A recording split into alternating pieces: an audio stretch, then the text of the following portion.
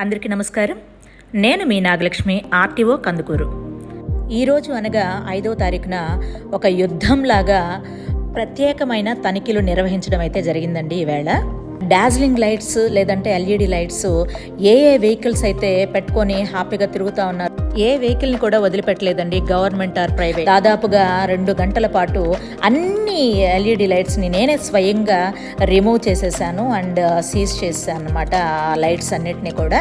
So వాటి వల్ల ఎన్నో ప్రమాదాలు జరుగుతున్నాయని వాళ్ళందరికీ కూడా హెచ్చరించడం కూడా జరిగింది. ఇక కందుకూరులో ఎట్టి పరిస్థితుల్లో ఏ వెహికల్కి కూడా ఈ అటాచ్మెంట్స్ అనేవి ఉండకూడదని నేను గట్టిగా హెచ్చరిస్తున్నాను. ఎందుకంటే మా ముఖ్య ఉద్దేశ్యం కేసులు రాయడం అనేది కాదండి.